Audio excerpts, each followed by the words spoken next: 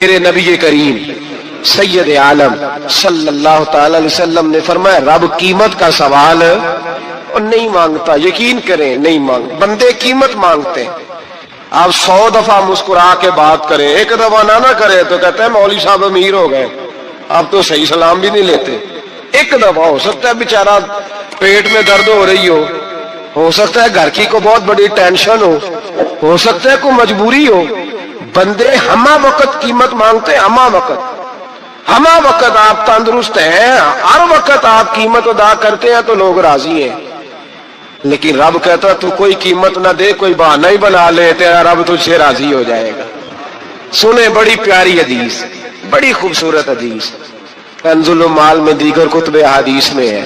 حضرت ابو ہریرہ رضی اللہ تعالیٰ عنہ فرماتے ایک بابا جی نبی پاک کی بارگاہ میں آئے، اور جب وہ واپس جانے لگے تو میں نے عمر پوچھی تو عمر تھی 96 سال۔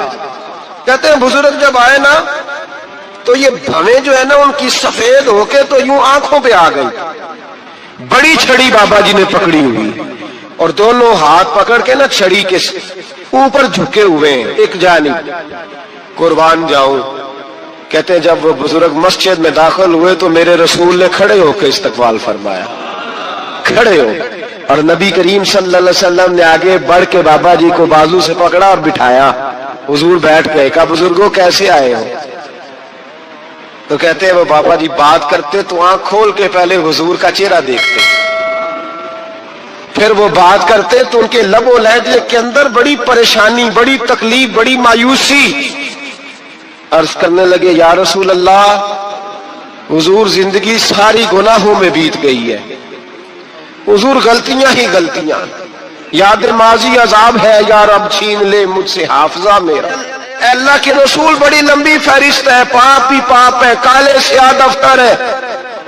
یا رسول اللہ صلی اللہ علیہ وسلم جب پلٹ کے دیکھتا ہوں حضور مجھے نیکی دکھائی نہیں دیتی۔ حضور اس عمر میں آپ کا ایک صحابی ملا ہے، اس نے بات سمجھائی ہے تو تھوڑا خیال آیا ہے، لیکن یا رسول اللہ صلی اللہ علیہ وسلم اب میرا وجود بیکار ہو گیا ہے، حضور بوڑھا ہو گیا ہوں۔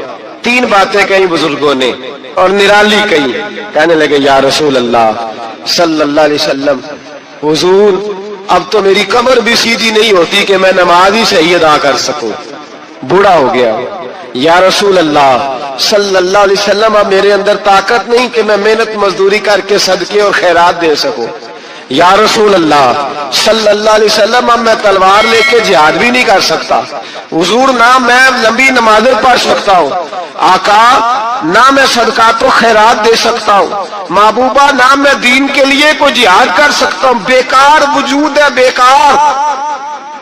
بیکار وجود کو تو گھر والے برداشت نہیں کرتے، بچے دعا کرتے ہیں یا اللہ ابا جی کو پردہ دے دے، اماں کو پردہ دے دے، بیکار ہو گیا ہوں اور آج آیا ہوں تو مجھ بیکار کو میرا رب قبول کر لے گا؟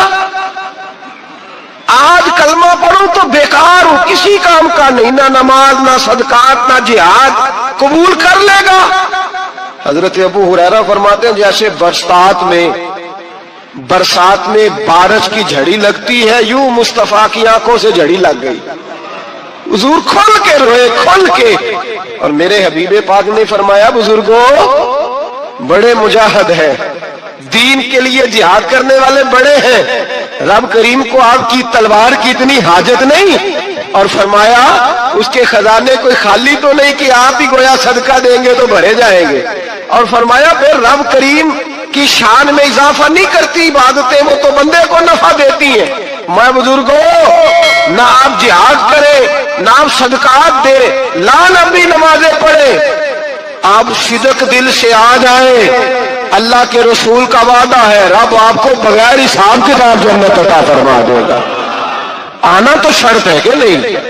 آئیں تو صحیح، نہ پہنچے تو صحیح، آ گئے اس کو نہیں آتے صدقات و خیرات کی، جہاد کی تبلیغ، آئے تو صحیح نا۔ ان العبد اذا اعترف ثم تاب تاب اللہ علیہ، میرے حبیب نے فرمایا بندہ جب رو کے کہتا ہے نا یا اللہ غلطی ہو گئی معاف کر دے، فرمایا میرا مالک اسے فوراً ہی معاف فرما دیتا ہے۔ تو آ تو صحیح، تو آتا ہی نہیں، تو آ ہی نہیں رہا، تو گھر میں بیٹھا ہوا ہے، تو سویا ہوا ہے، تو دکانداری کر رہا ہے، تو پیسے گن رہا ہے، تو آیا ہی نہیں، آ تو صحیح۔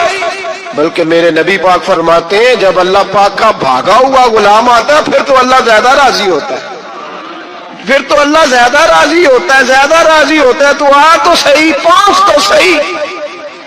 بلکہ صوفیات اور بات کرتے ہیں، وہ کہتے تو کبھی بھول کے بھی رب رب کرے تو اللہ تو اسے بھی قبول کر لیتا ہے، بھول کے۔ ملا رومی کہتے ہیں بنی اسرائیل کا بندہ ہے، صنم پتھر کو کہتے ہیں، بت کو کہتے ہیں، بت کے سامنے کھڑا ہے اور ساری رات کہتا ہے یا صنم یا صنم یا صنم، اے پتھر اے بت، ساری رات پکارتا رہا۔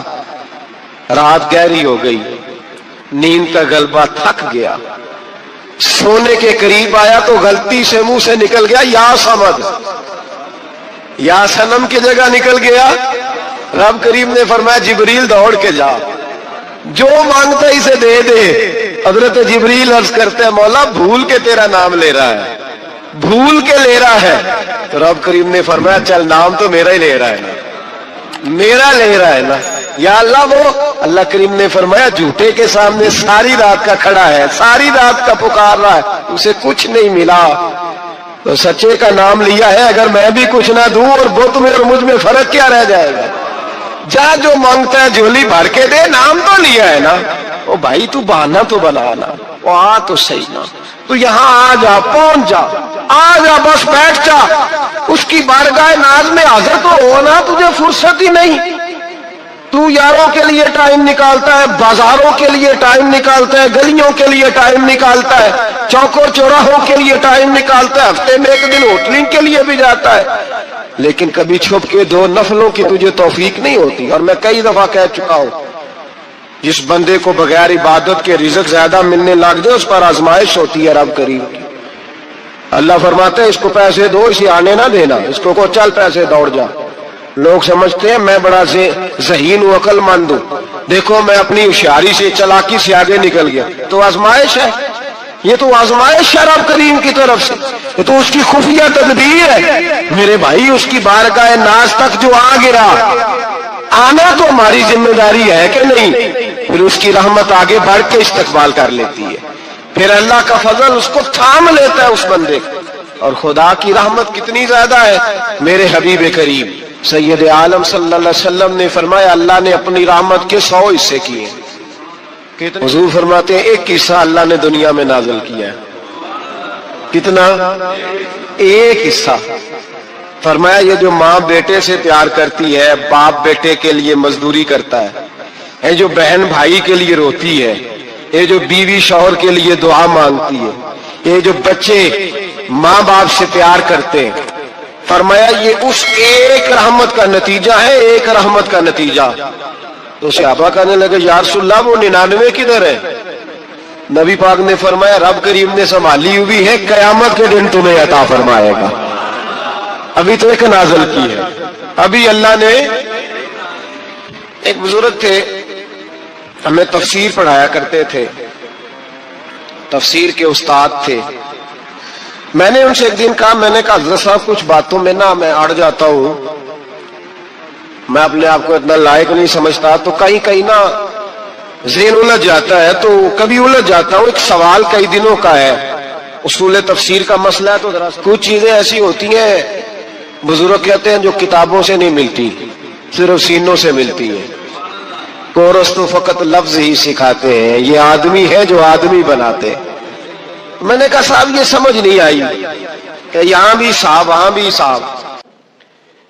حضرت سارہ رضی اللہ تعالی عنہا جو جناب ابراہیم علیہ السلام کی اہلیہ ہیں، آپ ایک رستے سے گزر رہی تھیں، حضرت ابراہیم علیہ السلام آپ کے ساتھ تھے، تو جس رستے آپ تشریف لے جا رہے تھے اس رستے میں بادشاہ بڑا ظالم تھا، وہ معاذ اللہ تعالی ثم معاذ اللہ عورتوں کو گرفتار کر لیتا اور اپنی بدباطنی کا ثبوت دیتا۔ وہاں سے جناب سارہ گزری، مسند امام احمد بن حنبل سے یہ حوالہ عرض کر رہا ہوں، حضرت سارہ کو اس نے گرفتار کر لیا۔ جب وہ جناب سارہ کی طرف بڑھنے لگا تو اب وہ جتنے اسباب تھے نا اس وقت کے وہ سارے اختیار کیے گئے، لیکن اس بادشاہ سے جان نہیں چھوٹی۔ جب وہ بڑھنے لگا تو جناب سارہ نے پھر رب کریم کی طرف رجوع کیا، مصلی پہ بیٹھ گئی، کہنے لگی مالک اب تو ہی کرم فرمانے والا ہے۔ آپ نے اس درد سے دعا فرمائی کہ وہ بادشاہ زمین پر بے ہوش ہو کے گرا اور تڑپنے لگا، قریب تھا کہ وہ مر جائے۔ تو حضرت سارہ پھر مصلی پہ بیٹھی اور اپنے مالک کی بارگاہ میں عرض کرنے لگی مالک اگر یہ مر گیا تو مجھ پہ الزام آئے گا کہ میں نے مارا ہے، اسے مارنا بے ہوش ہی فرما۔ وہ بے ہوش ہو گیا، تھوڑی دیر کے بعد ہوش آیا تو پھر آپ کی طرف بڑھنے لگا، تو آپ نے پھر اللہ کی جانب رجوع کیا۔ جب دوبارہ رب کریم کی جانب رجوع کیا تو پھر وہ بے ہوش ہوا۔ کئی دفعہ وہ کوشش کرتا، لیکن آپ جب اپنے مالک کی بارگاہ میں ہاتھ اٹھاتی تو بے ہوش ہو کے گر پڑتا۔ بالآخر آپ سے معافی بھی مانگی، آپ کو آزاد بھی کیا۔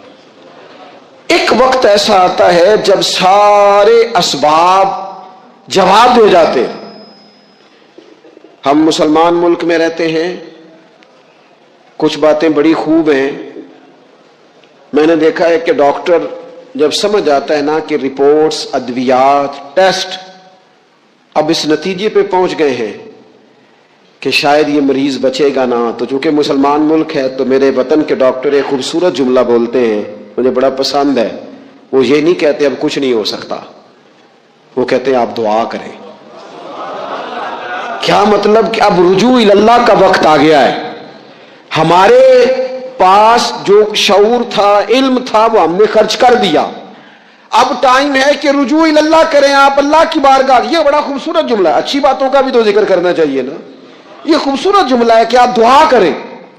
ایک وقت آتا ہے جب دعا کی ضرورت ہوتی ہے، دست غیب کی ضرورت ہوتی ہے۔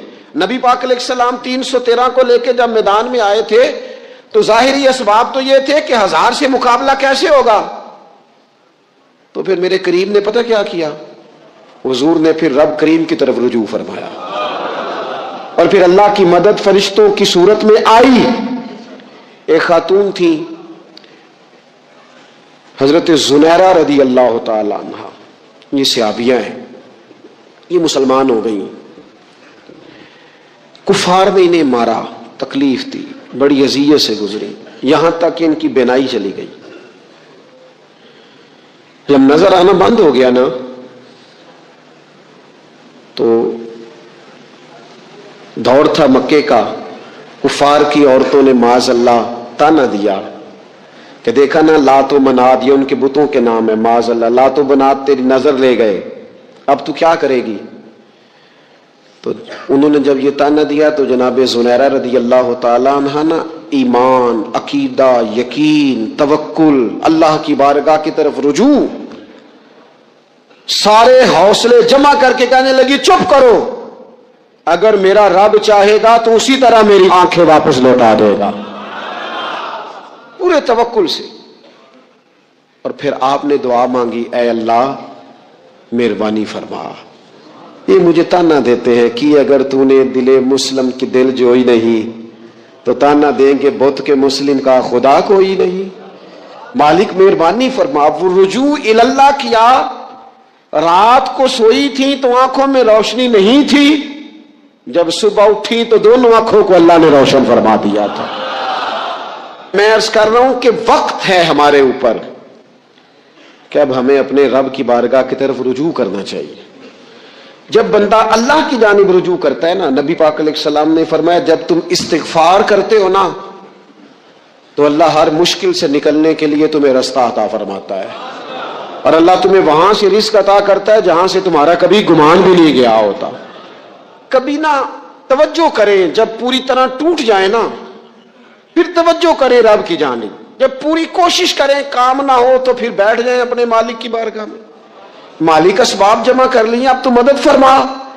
نبی پاک صلی اللہ تعالی علیہ وسلم نے فرمایا جو آدمی محنت کرے، کوشش کرے اور شام کو تھک کے سو جائے، اللہ اس کے پچھلے گناہوں کو معاف فرما دے۔ تو چلتے رہیں، جدوجہد کریں، ہمت کریں، کوشش کریں۔ کبھی کبھی یوں ہوتا ہے کہ انسان سمجھتا ہے کہ میں نے کوشش تو کی تھی لیکن یار یہ میرے کوشش کرنے سے کوئی نتیجہ نہیں نکلا۔ عارف رومی رحمۃ اللہ علیہ فرماتے ہیں کہ ایک شہر ایسا تھا جس میں ایک بیماری بار بار حملہ کرتی تھی، تو 3-4 پہاڑیاں ایک دوسرے کے اوپر تھیں، اکٹھے پہاڑ بنے ہوئے تھے، اس کے اوپر وہ جڑی بوٹی تھی جس سے اس بیماری کا علاج ہوتا تھا. تو کئی حکیموں نے بتایا کہ اگر وہ جڑی بوٹی حاصل کر لی جائے تو تمہارے شہر کے لوگ صحت یاب ہو سکتے ہیں. پر وہ 4 پہاڑیاں اوپر نیچے، اور پھر ڈھلان بڑی سیدھی تھی، جو پیر رکھتا پھسل جاتا، کوئی ضرورت ہی نہ کرتا اوپر جانے کی. لیکن لوگ بیمار تھے، تکلیف میں تھے. بالآخر ایک شخص نے ارادہ کیا کہ کب تک لوگوں کو بیماری سے سسکتے تڑپتے مرتے دیکھتا رہوں گا. اس نے کلاڑا اٹھایا، ہتھوڑا اٹھایا، پہاڑ کاٹنا شروع کیا کہ میں سیڑھیاں بناؤں گا اوپر جانے کے لیے. فرماتے ہیں کہ وہ پہاڑ کاٹ رہا تھا تو جو قریب آتے تھے نا، وہ اسے کہتے تھے پاگل ہو گیا تو اکیلا بندہ کیسے پہاڑ کاٹے گا، بیوقوف ہے، چھوڑ دے. اس نے کہا یار تم ساتھ نہیں چل سکتے تو حوصلہ شکنی تو نہ کرو، مجھے کچھ کرنے تو دو. سالوں لگ گئے، ایک پہاڑ کاٹ کے سیڑھیاں بنائی اس نے. پھر دوسرا پہاڑ شروع کیا، پھر سالوں لگ گئے. اب 2 پہاڑ کاٹے تھے، بڑھاپا آ گیا، بیمار ہو گیا، موت کا وقت آ گیا. اب چونکہ سیڑھیاں بن گئی تھی تو 2 پہاڑ کٹ گئے تھے، وہاں تک لوگ آنے جانے لگے تھے. این اس وقت جب وہ دنیا سے جا رہا تھا، پھر بھی کچھ لوگ حوصلہ شکنی کر رہے تھے. اسے کہہ رہے تھے خدا کے بندے کیا نتیجہ نکلا. کچھ لوگوں کی ڈیوٹی ہوتی ہے اپوزیشن کا کردار ادا کرنا، وہ ہر موقع پر حوصلہ شکنی کرتے. اب اس پر آخری وقت آ گیا ہے، باوجود اس کے کچھ لوگوں نے جا کے کہا کیا نتیجہ نکلا جی، تیرے اوپر موت کا وقت آ گیا ہے، تو اوپر تک تو جا نہیں سکا، فائدہ کیا ہوا. وہ کہنے لگا بیوقوفو تمہیں پتہ ہی نہیں میں کامیاب ہو کے جا رہا ہوں. انہوں نے کہا کس طرح؟ کہنے لگا میں نے آدھا سفر آسان کر دیا ہے، اب جو میرے بعد آئے گا نا اسے 0 سے نہیں شروع کرنا پڑے گا، میں نے آدھا سفر اس کے لیے آسان کر دیا. وہ تیسرے پہاڑ سے شروع کرے گا اور 2 کاٹے گا تو جڑی بوٹی تک پہنچ جائے گا، لوگوں کو شفا ہونے لگے گی اللہ کے فضل سے. ہم پتہ کیا کرتے ہیں، بالخصوص میرے وطن کا رواج یہ ہے کہ لوگ آدھا سفر بھی آسان کرنے کو تیار نہیں. وہ کہتے نہیں سارا ہی فلانا کرے گا. جتنے انبیاء دنیا میں آئے نا میرے دوستو، وہ سارے کامیاب گئے، لیکن کسی کے ساتھ 4 امتی، کسی کے ساتھ 10، کسی کے ساتھ 100، کسی کے ساتھ 200. لیکن نبی کامیاب گئے. کیوں؟ کہ اللہ تعالیٰ نے جو ان کے ذمہ ڈیوٹی لگائی تھی وہ ڈیوٹی انہوں نے پوری ذمہ داری سے سر انجام دی. اس ڈیوٹی میں انہوں نے کبھی کوئی کمی دکھائی تو اپنی زندگی میں جدوجہد کریں، کام کریں، بیٹھ کر صرف بات نہ کریں، تنقید نہ کریں، بیٹھ کر صرف منصوبہ بندی نہ کریں. اور میرے ملک میں بالخصوص یہ کام ہوتا ہے، تبصرے کرو، چینل کھولو، تنقید کرو، اندر کی خبر لے کے آؤ، کوئی کہانی سناؤ، کوئی نئی سٹوری بناؤ، لیکن کام نہ کرو. بڑی خوبصورت بات کی شاعر نے، اس نے کہا شکوائے ظلمت شب سے تو کہیں بہتر تھا، اپنے حصے کی کوئی شمع جلاتے جاتے. لوگ تعلیم نہیں حاصل کر رہے تو بھئی آپ ایک بچے کا خرچ اٹھا لیں، کسی غریب کا آپ اسے پڑھا دیں، ایک بندہ تو آپ کی وجہ سے تعلیم یافتہ ہو جائے. لوگوں کو کھانا نہیں مل رہا، بھوکوں مر گئے لوگ، حکومتیں کچھ نہیں کر رہی. آپ 10 بندوں کی ذمہ داری اٹھا لیں، آپ غریبوں کو دیکھ لیں، 10 لوگوں کے گھر میں آپ کھانا پہنچانا شروع کریں. اور یہ ہوتا رہا ہے، لوگ یہ کام کرتے رہے. یہ ڈیوٹیاں ہمارے بزرگوں نے سر انجام دی ہیں، 2 کر کے، 4 کر کے، 6 کر کے انہوں نے کام کیا ہے. اپنی ذمہ داری کا احساس کریں، مسلسل کام کریں، مسلسل جدوجہد کریں، مسلسل ڈیوٹی کریں. اور پھر میری تیسری گزارش آپ سے یہ ہے کہ جس طرح آپ اپنے اپنے گھر میں آپ کی ذمہ داریاں ہوتی ہیں، اور اگر آپ ذمہ داری ادا نہیں نہ کرتے تو احتجاج ہوتا ہے. ماں کو ٹائم نہیں دیتے تو ماں بھی احتجاج کرتی ہے، گھر والی کو ٹائم نہیں دیتے تو وہ بھی احتجاج کرتی ہے، دوستوں کو وقت نہیں دیتے تو وہ بھی اس کا شکوہ کرتے ہیں. تو آپ کے ذمہ جتنی بھی ذمہ داریاں ہیں، آپ پڑھاتے ہیں، کلاس میں وقت پہ نہیں آتے تو اس کا اظہار کیا جاتا ہے. ہم نے اپنے اپنے ذمے جو ذمہ داریاں لی ہیں پوری کرتے ہیں. میں آج آپ کو یہ پیغام دینا چاہتا ہوں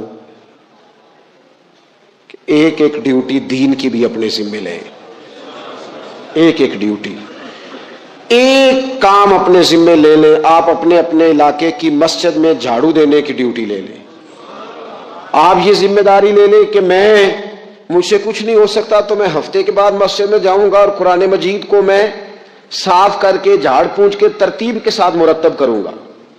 مجھے اگر ناظرہ قرآن مجید ٹھیک پڑھنا آتا ہے تو میں 10-11 بچوں کا روز سبق سنوں گا, آگے پڑھاؤں گا.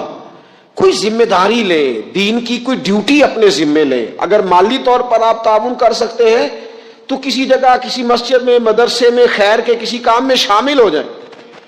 دین اسلام کے ساتھ عملاً تبلیغ میں اپنا کام کریں. ذمہ داری ہر دنیا کا کام مینج کر کے مرتب کر کے کیا جانے لگا ہے. معیشت ہو, معاشرت ہو, تعمیرات ہو, دین کا کام ہے وہ اسی طرح چل رہا ہے. محفل آ گئی, برکت کے لیے محفل کر لو. جمعہ آ گیا, پڑھ لو. تراویح ایک حافظ صاحب مقرر کر لو. بھئی آپ اس کو مینج کریں. ساری دنیا میں چیزیں مینج کی جاتی ہیں, آپ اسے مینج کریں. آپ خطیب صاحب سے فرمائش کریں کہ مجھے آپ جمعے والے دن اس موضوع پر کچھ سنائیں. آپ مسجد کے امام سے اس بات کی فرمائش کریں کہ آپ تراویح میں جو قرآن مجید سنائیں گے مہربانی کریں ہمیں اس کا خلاصہ بھی بیان کر کے سنائیں. آپ تھوڑی کوشش کریں گے تو آپ دیکھیں گے کہ بیان کرنے والوں کا بھی ذوق بڑھے گا. کچھ تھوڑی ذمہ داری کا احساس کریں. صحابہ کرام نے نا بڑی منصوبہ بندی کے ساتھ دین پھیلایا, بڑی جدوجہد کی. انہوں نے دیکھا کس علاقے میں ہم نے جہاد کے لیے جانا ہے, کس میں تبلیغ کے لیے جانا ہے, کس علاقے میں کس طرح کر کے ہم نے ڈیوٹی سر انجام. مصر میں ایک شہر ہے اس کا نام ہے فسطاط. وہ کہتے ہیں گھونسلے کو, پرندوں کے گھونسلے کو. حضرت سعد بن ابی وقاص رضی اللہ تعالیٰ عنہ اپنی فوجیں لے کے وہاں گئے تھے. آپ نے وہاں خیمہ لگایا, کچھ دن وہاں قیام کرنا تھا. آپ کا وہاں خیمہ تھا. وہاں آ کے کبوتر بیٹھنے لگے. ایک کبوتری نے انڈے بھی دے دیے, وہاں گھونسلہ بن گیا. اب آپ جب وہاں سے ہجرت کرنے لگے نا, آگے بڑھنے لگے, تو دل میں خیال آیا کہ خیمے اکھاڑتے ہیں, چلتے ہیں. جب وہ خیمے اکھاڑنے لگے تو دیکھا اوپر تو گھونسلہ بنا ہے, اس میں تو کبوتر رہتے ہیں, ان کے بچے بھی ہیں. حضرت سعد بن ابی وقاص نے 2 فوجیوں کے ذمے لگایا. فرمایا یہاں تم پہرے دار بن کے کھڑے ہو جاؤ, یہ خیمہ اکھاڑا نہیں جائے گا, اس کو یہیں لگا رہنے دیں گے تاکہ یہ کبوتر جو ہیں انہیں تکلیف نہ ہو. وہ 2 فوجی وہیں رہے, خیمہ لگا رہا. وہاں پانی کا بندوبست کیا جاتا رہا, خوراک کا بندوبست کیا جاتا رہا. قریب قریب بستیوں سے جب لوگوں نے دیکھا نا یہاں لوگ موجود ہیں تو لوگوں نے وہاں آ کے مکان بنانے شروع کر دیے. وہ ایک پرندے کے گھونسلے کی حفاظت کے لیے کچھ دیر 2 سپاہی رکے تھے, اللہ نے وہاں پورا شہر آباد فرما دیا ہے. تو آپ ایک گھونسلے کی حفاظت شروع کریں, انشاءاللہ شہر آباد ہو جائیں گے. لیکن ہم گھونسلوں کی حفاظت کرنے کو بھی تیار. اب چوتھی بات آپ کی خدمت میں عرض کرنی ہے. ایک ضروری کام بڑی بڑی توجہ کے ساتھ آپ نے سمجھنا ہے. تھوڑا سا اس کے پس منظر کو سمجھ لیں. جو آیہ کریمہ میں نے تلاوت کی ہے اس کا حصہ بھی اسی میں آئے گا. دنیا کا نظام نہ 2 طریقوں سے چلتا ہے. ایک ہے نظام اسباب اور ایک ہے نظام غیب. ایک نظام اسباب سے چلتا ہے کہ آگ جلاتی ہے, پانی ٹھنڈا کرتا ہے, انسان ماں باپ کے ملاپ سے پیدا ہوتا ہے. دنیا نظام اسباب سے چلتی ہے اور اسی ترتیب سے نظام آگے چل رہا ہے. اور ایک ہے نظام غیب, جب اللہ اپنی رحمت کا فیصلہ فرمائے. تو ایک نظام وہ بھی ہے. وہ کیسے ہے؟ آگ جلاتی ہے لیکن جب رب چاہے نا تو حضرت ابراہیم کے لیے ٹھنڈی ہو جاتی ہے. یہ کیا ہے؟ یہ نظام غیب ہے. نظام اسباب یہ ہے کہ ماں باپ کے ملاپ سے اولاد پیدا ہوتی ہے, اور اگر رب چاہے نا تو حضرت عیسیٰ علیہ السلام کو بغیر باپ کے بھی پیدا فرما دیتا ہے. ہم جو مسلمان ہیں نا, ہماری ساری کی ساری توجہ نظام اسباب پہ ہو گئی ہے. اسباب پورے جمع کرو لیکن اپنے رب کی بارگاہ کی طرف رجوع بھی کرو. کئی دفعہ نا اسباب سارے بندے کے ہاتھ سے چھوٹ جاتے ہیں, پھر اسے ضرورت ہوتی ہے دست غیب کی, اللہ اس کی مدد کرے. جو آیہ کریمہ میں نے قرآن مجید کی پڑھی ہے اس میں اللہ کریم نے فرمایا یا ایھا الذین آمنوا توبوا الی اللہ توبۃ نصوحا, اے ایمان والو اپنے رب کی طرف رجوع کرو اپنے رب کی بارگاہ میں توبہ کرو، پر توبہ سچی کرنا، رجوع اللہ کرو، اللہ کی طرف رجوع کرو۔ بعض اوقات سارے نظام ختم ہو جاتے ہیں، نظام اسباب، اس وقت ضرورت ہوتی ہے رجوع اللہ کی کہ نظام غیب آئے۔ حضرت کعب بن مالک رضی اللہ تعالیٰ عنہ فرماتے ہیں، بخاری میں موجود ہے، فرماتے ہیں کہ جنگ میں میں پیچھے رہ گیا تھا، میرا خیال تھا کل چلا جاؤں گا، گھوڑے اور سواریاں میرے پاس تیز ہیں، مضبوط ہیں، پرسوں چلا جاؤں گا، تیزی سے بھاگ کے میں پہنچ جاؤں گا، میں قافلے کے ساتھ شامل ہو جاؤں گا، لیکن بس تھوڑی سستی ہو گئی، ذرا غفلت ہو گئی۔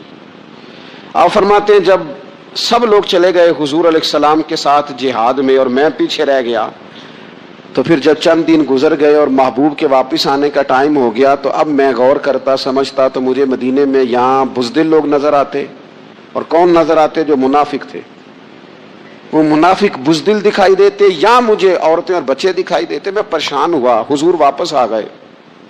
جنہوں نے بہانے کیے تھے نا منافقین نے، یہ مجبوری تھی اس لیے نہیں جہاد پہ گئے، یہ جنہوں نے بہانے کیے تھے انہیں مل گئی معافی، اور میں نے سچ بولا، میں نے کہا یا رسول اللہ میں غافل ہو گیا تھا۔ اب کہتے ہیں میں نے جب کہا نا حضور سستی ہو گئی تھی، ذرا غفلت ہو گئی، تو بندہ محبوب سے ہی غافل ہو جائے، بندہ وہیں سے غافل ہو جائے۔ جو دم غافل سو دم کافر، سانو مرشد اے ہو پڑھایا۔ جب کہا نا حضور وہ غلطی ہو گئی، کوئی مجبوری نہیں تھی، تو فرماتے ہیں باقیوں کو معافی مل گئی، میرے ساتھ حضور ناراض ہو گئے۔ ایک دن نہیں، 2 دن نہیں، 50 دن حضور ناراض رہے۔ مدینے کی گلیوں نے مجھے پہچاننا چھوڑ دیا، در و دیوار سے مجھے یوں لگتا تھا کہ میں پردیسی ہوں۔ فرماتے ہیں میں مسجد میں آتا تھا، میں جب محبوب کو دیکھتا تو حضور رخ انور پھیر لیتے، اور مجھے پتا تھا جب میرا چہرہ ادھر ادھر ہوتا تو پھر کریم رحمت کی نظر فرماتے۔ فرماتے ہیں 50 دن مسلسل، پھر مجھے حکم ہوا کہ بیوی بھی بھیج دو، میکے بچے بھی بھیج دو، ننہال یعنی تنہا رہ جاؤ۔ فرماتے ہیں وہ میں نے قید تنہائی کاٹی، لیکن شکر اللہ کا یہ ہے کہ میں سچا تھا، بس ذرا بھول گیا تھا، بس ذرا غفلت ہو گئی تھی۔ تو فرماتے ہیں پھر اللہ تبارک و تعالیٰ نے میرے اوپر فضل یہ فرمایا کہ میری توبہ کا اعلان رب نے قرآن مجید میں فرمایا۔ تو غافل نہ بنے کبھی بھی، ہمارا نا مسئلہ یہ ہے، اور آپ نے ناراض نہیں ہونا، ڈھیر سارے لوگ غافل ہو جاتے ہیں، مالدار بھی غافل ہیں، صاحبان علم بھی الا ماشاءاللہ بہت ساری جگہوں پہ غافل ہیں۔ جن لوگوں کو 4 لوگ جاننے لگ جاتے ہیں، کوئی مقام حاصل ہو جاتا ہے، وہ بھی بہت ساری جگہوں سے غافل ہو جاتے ہیں الا ماشاءاللہ۔ غفلت بڑی تکلیف والا منظر ہے۔ جو لوگ سمجھتے ہیں نا میں اب گڈ بک میں آ گیا ہوں، اب میں اچھا ہو گیا ہوں، اب میرے لیے خیر کہا جاتا ہے، مجھے اچھائی شاید یہ مستقل میرے ساتھ رہے گی، تعریف ہی ہوگی ہمیشہ، وہ بھی غافل ہو جاتے ہیں، اور یہ غفلت ٹھیک نہیں ہوتی۔ وجہ دیکھنی چاہیے کس وجہ سے انسان کو وقار مل رہا ہے، عزت مل رہی۔ اپنی زندگی سے غفلت کو اتار پھینکیں۔